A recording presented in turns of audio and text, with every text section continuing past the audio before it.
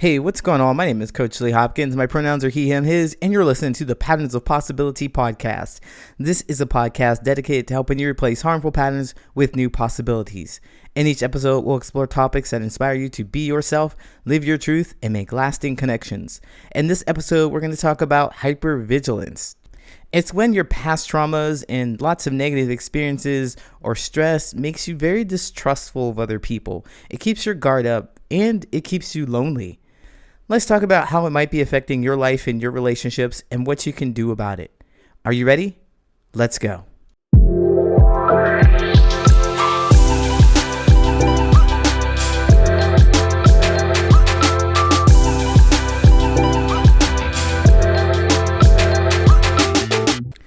Have you ever wanted to connect with someone but felt like your mind was working against you? Yeah, where you know that if you said hello to them, if you started any kind of relationship with them, that they would dismiss you, they would ignore you, they would hurt you in some way. And so you had to be on guard. I know that feeling so well because I struggled with it for many years. In my relationships, I just couldn't connect with people because I was so closed off. I just knew. I really did. I knew that they were going to hurt me. They were going to make fun of me. They were going to ridicule me. And that's because of past experiences that I've had. It just seemed like everyone did that to me, and anyone new in my life was going to do the exact same. So my desire to connect was really strong. You know, I wanted to meet people. I wanted to have friends for the longest time. It was like, I want friends. I want people that I care about and people that care about me. But I was just sabotaging everything. Sabotaging it. I wouldn't let anybody in. I didn't have that vulnerability that you need. I was really, really hyper vigilant. And it makes sense that you would do this. If you were in my situation and you're doing the same thing right now today, it just makes sense because everybody looks the same. Everybody acts the same because that hypervigilance makes sure that you stay on guard. So I was on guard for many, many years. And I analyzed every word someone would said. I was searching for hidden motives or signs of rejection. In fact, I was so rejection sensitive that if there were people way over there, like way over yonder, just imagine way over yonder, they're laughing and they're having a great time talking to each other. They don't even notice me. And I approached them. And if they turned and they laughed, I thought it was all about me and these people hate me and I need to reject them before they reject me. I already felt rejected, so I had to make sure that I was mean. I put my guard up. I'm like, yeah, I know that you don't like me, so I want you to know that I don't like you either. Now, when I think about it, that's how I sabotaged my relationships. They probably didn't even think about me. They probably weren't even laughing about me. They probably weren't even noticing me because I was way over yonder, right? So, you know, I thought I could catch the slightest hint of trouble. You know, I thought I could protect myself from being hurt if I was just on guard. I was looking for things like that. But instead of keeping myself safe, I was really, really lonely. And here's the thing. I genuinely wanted to build connections because I craved meaningful relationships and I wanted real friendships.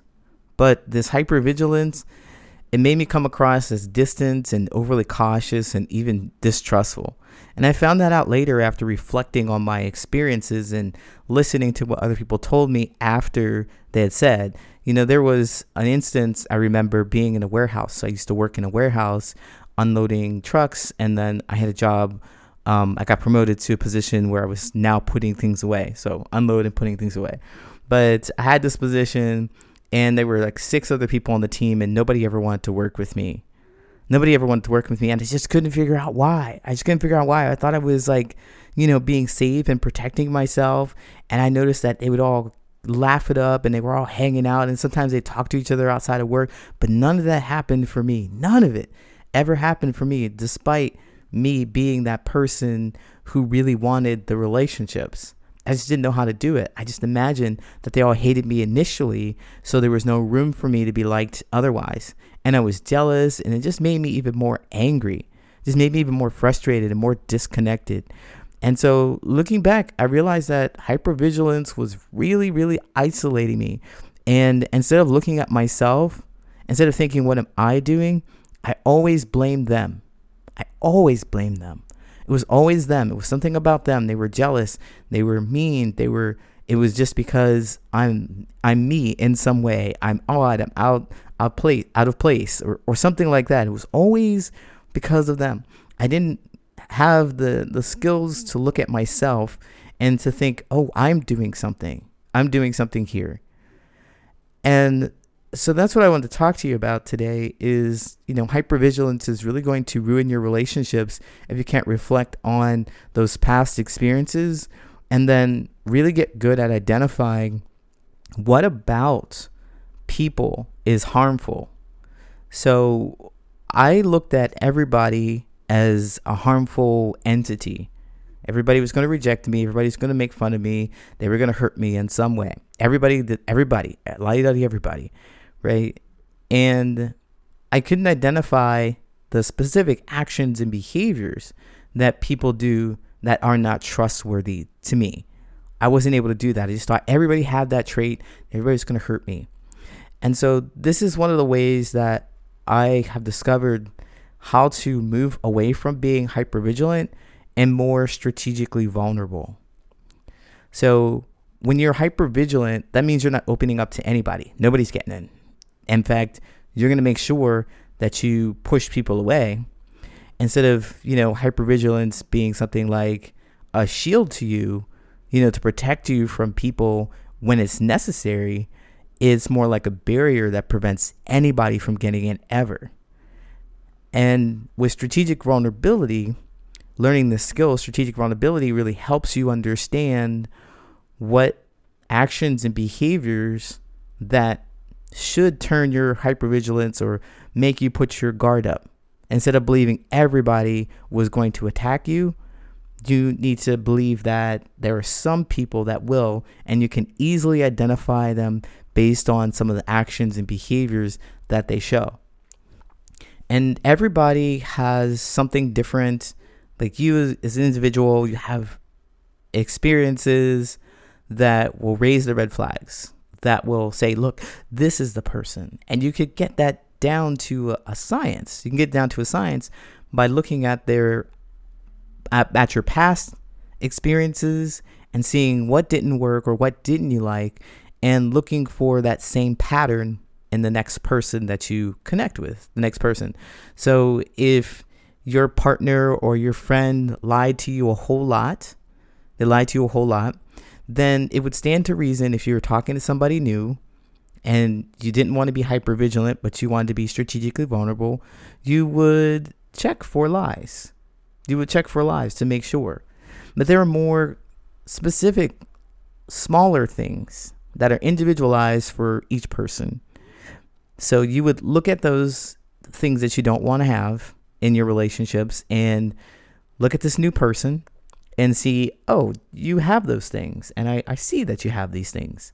So let's talk about that. Let me put it in a better format for you. There are 5 things that will help you overcome hypervigilance in your relationships. And the first one, as I already started to talk about it, was recognizing a pattern. So hypervigilance, as I've been saying, it stems from pain in the past. So your brain is just trying to keep you safe. So by acknowledging that you just want to be safe, you can start moving forward. So what I used to do a whole lot was say, oh, I feel so ashamed that I'm so mean, but I'm so mean because I want to be safe. If you start looking at the fact that you want to be safe and you have a right to be safe, and your brain is trying to keep you safe, and you feel good about being safe, then you could release the idea that you are harming somebody with your hypervigilance. And when you release that idea of the fact that you're harming somebody by trying to keep yourself safe, you can let your guard down just a little bit. At the very least, you can stop shaming yourself and saying you're a bad person because you want to keep yourself safe. No more shame. No more shame. You are perfect the way you are, and you're just trying to keep yourself safe. So recognizing when hypervigilance shows up is going to be helpful in dismantling it. So the next thing that you want to do is test your assumptions. You want to test your assumptions because when we're hypervigilant, we've got all these ideas about how people are going to show up for us, and we haven't even given them a chance. So when you feel suspicious of someone, you want to ask yourself, do I have evidence to support this thought? Do I have evidence to support what I think they're going to do? And if you don't, give it time. Give it time. The next thing is to start building trust. The trust is not going to happen overnight. It's not an all or nothing thing either. You got to share small parts of yourself to see how the other person responds, because the trust really grows in layers. So what you want to do is share something that you may not feel too deeply about.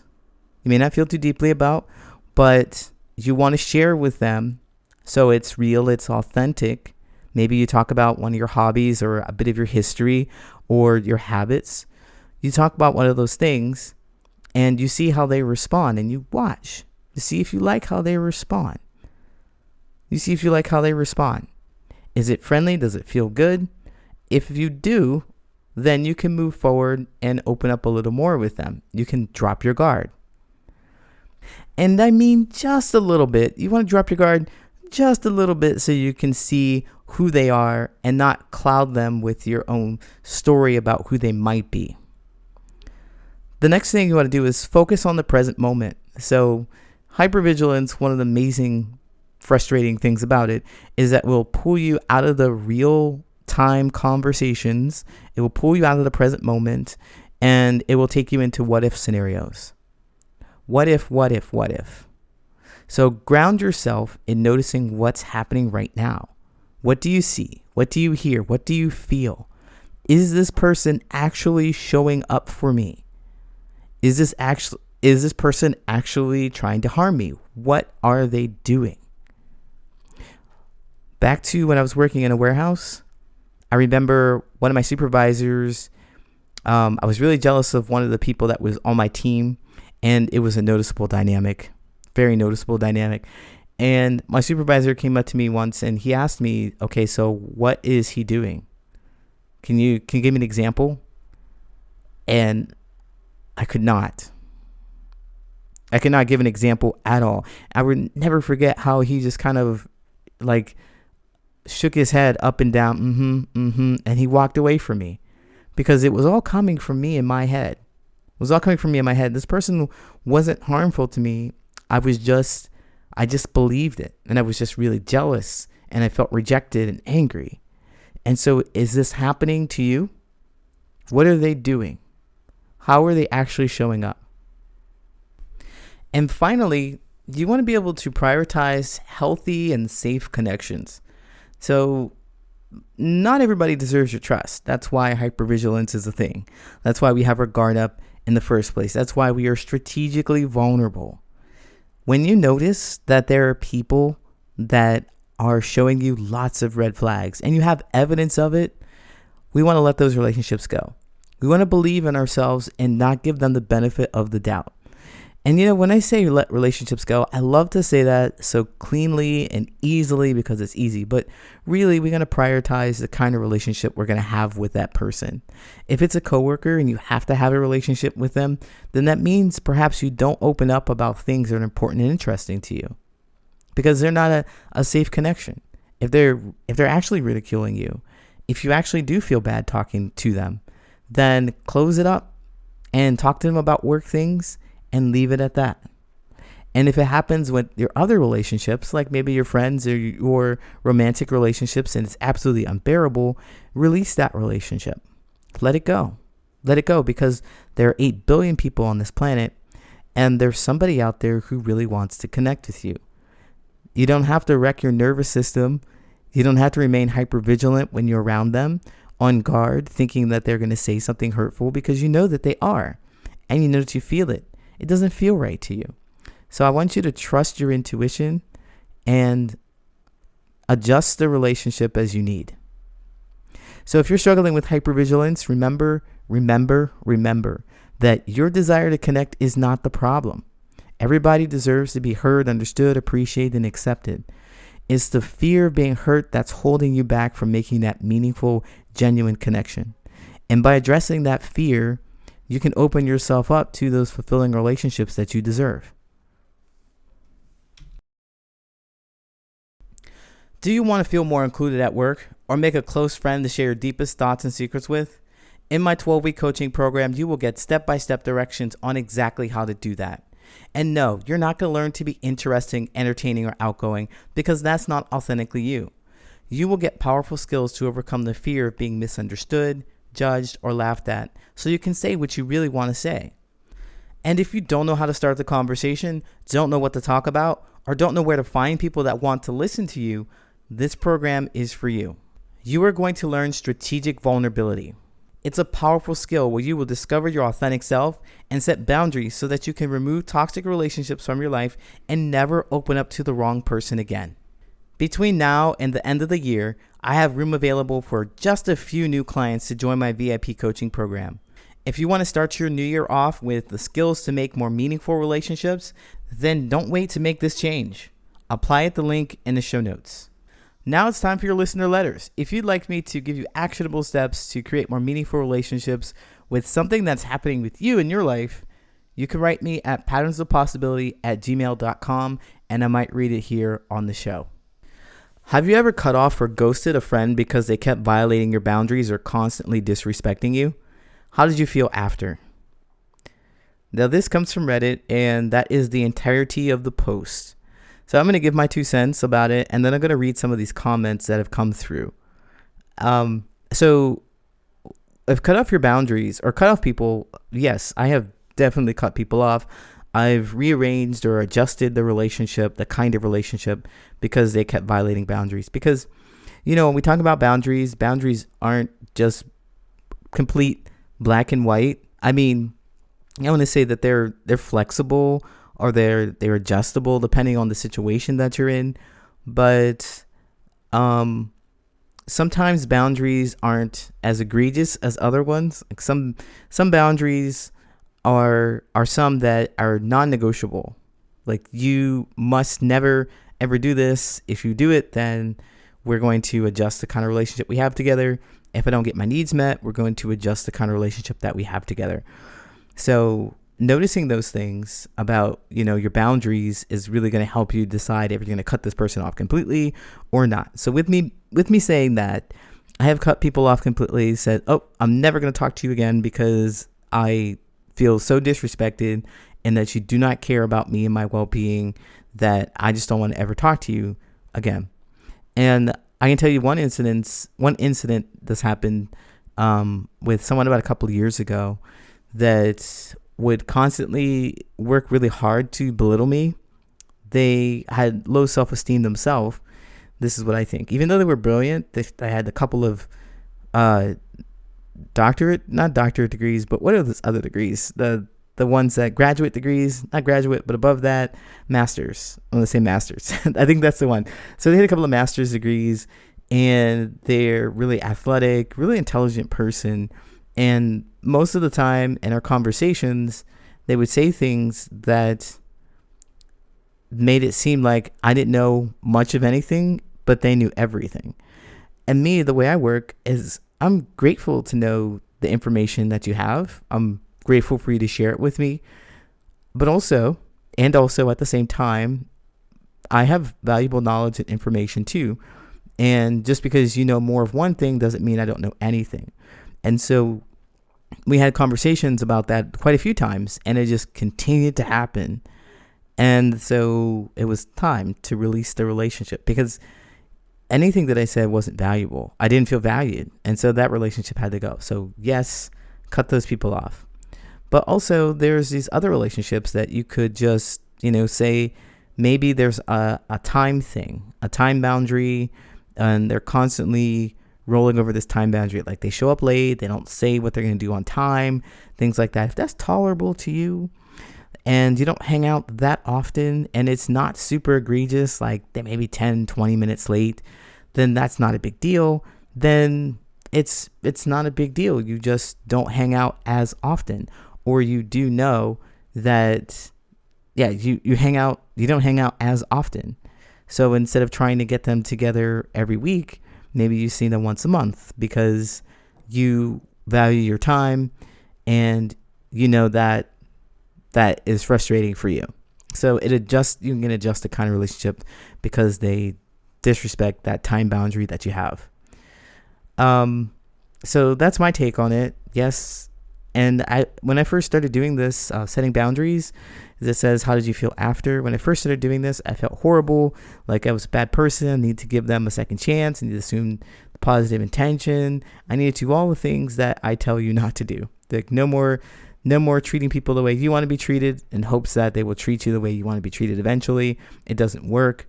So I stopped doing that. I stopped honoring that intention that they had and really focusing on the impact. And then after doing it for such a long time, I feel better about it, because initially I'm thinking, well, I'm never going to meet another person again. I'm never going to meet a person like that again. And thinking that I'm never going to meet someone that's going to accept me again. Oh man, I wish that they would, you know what, if I could just hold on, or maybe I'm the person who's doing something wrong. But it's never served me, because the next thing I know, I'll meet somebody else who does treat me okay, you know? So I felt bad at first, but then after I've let people go or have adjusted the kind of relationship we have, I've found another person. I've always managed to find another person who does appreciate, accept me, and does respect those boundaries. So I don't feel bad about it. I let those people find the kind of people they want to be with, and I go find the kind of people I want to be with, right? So that's what I would recommend you do if you're listening to this Redditor who wrote this. So let's look at these comments here. There's one that says, weirdly, I have had a friend who I distanced myself from because he would never respect my boundaries, nor did he try to fix his behavior or did anything to mend the relationship at the time. But now I'm moving to another country, and he decided to send a bunch of messages apologizing and begging for my friendship back, making it sound like he was trying all that while I was being mean. So, okay. When I texted him back that we can talk, he ghosted me. And I was like, wow. Well, how the tables have turned. I like how he said, wow. How the tables have turned. I wanted to comment on this one because if you're assuming that people are going to, what I'm trying to say here is that you believe people when they show you who they are the first time. Believe them when they show you who they are the first time, because he didn't try to fix his behavior. He didn't try to mend a relationship or anything. And usually when something big happens, they want your attention, and then they don't want it. They just want your attention to play with it. That's my personal experience and my own thoughts about it. Is that they want your attention so they can just throw it away. They're like, they never respected your boundaries. They didn't hear you the first time when you said no. They didn't hear you the second time. They ignored you the fourth and the 10th and the 20th time where you said, hey, I don't like this. And now when you are leaving the country or something big in your life is changing, they want to be a part of it. Maybe they want to be remembered fondly. I don't know what their intentions are, but I certainly know that if they did want to have a good relationship with you, then they would have heard you and made amends. So when we're looking at those kind of relationships where people want to make amends, we've got to really look at why. What's going on with them? If something in my life is changing and you want to be a part of it all of a sudden, no, thank you. I don't want you here. So I don't know what this person felt. He probably felt like when I texted him back, we can talk, maybe surprised because he ghosted him. So I think, well, you probably were surprised by the fact that they're playing this game. Call it a game. They were doing something that wasn't great, you know. They weren't really paying attention and trying to heal the relationship, and they got you again.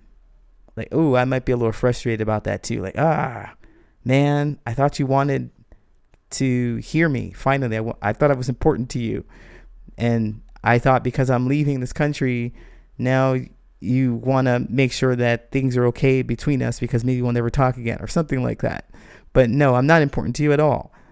You ghosted me. That's really frustrating. I'm going to read one more comment here where someone has said, yes, I've cut off an old friend that I've known for 30 years. I let go of the friendship completely when he failed to show up during the darkest days of my life. Friendship should be a two-way reciprocal thing, and you shouldn't invest in anyone who only considers you as a convenient option. I felt great for taking control away from him and giving it back to myself, and feel so much happier and in a positive, and I've been positive since. So I agree with this comment 1000%. And they said that they let go of a friendship of 30 years. And, sometimes it takes that long. Sometimes it takes that long to let go. Sometimes it takes that long to realize that they're not going to change, to let go of this idea of who we think they are going to be, to let go of those ideas that they have positive intentions or giving the benefit of the doubt, or maybe they're too busy. Because if it happens once and then you forget about it, it doesn't, it's like, you give them positive intentions. You think, well, they're too busy, or things happened, or maybe they didn't know what to do, and maybe they gave you a half-ass apology, and you feel a little better. And then another time it happens, and time goes by. You really need them. They're not able to support you as much as you'd like. And then maybe a year goes by after that event, and you're like, okay, yeah, that's all right. That sometimes happens. And then it happens again and again and again over a span of 30 years. You're going to feel every single one of those experiences that you've had with them before where they didn't show up for you. And so sometimes it just takes some time to accumulate it. Like my sister says, you sweep enough dirt under the rug, eventually you're going to trip over it. So it's that kind of thing. You don't talk about the experience, you don't resolve it, you sweep it right under the rug, and eventually you're going to trip over it and destroy the relationship. Or I like to say destroy, but release the relationship, let go of the relationship, whatever you need to do, set boundaries. But eventually you're going to get to that point where you just can't ignore it anymore, and it's an eyesore or it doesn't feel good, and you let go of it. So with that said, if you're struggling with setting boundaries because you are hypervigilant, you have boundaries up for everybody, then it's going to cost you a lot. It's going to cost you these connections. But you might hear these stories and you might think, that's why I don't let people in. That's why I don't let people know me. But if you don't let people know you, if you don't let people in, if you're not strategically vulnerable about making those connections or sharing the things that you need to share with others and having these experiences, you're never going to find those people who really connect with you, because nobody gets a chance to. Everybody just gets rejected by you. So I just want you to think about that, all right? Hey, thank you so much for listening. If you like this podcast, share with someone who you think could benefit from this information, and follow me on social media. You can find me at Patterns of Possibility on all social media. And don't forget to sign up for my newsletter at patternsofpossibility.com, where you will get actionable steps delivered to your mailbox every week. Thanks again for listening. Until next time, take care.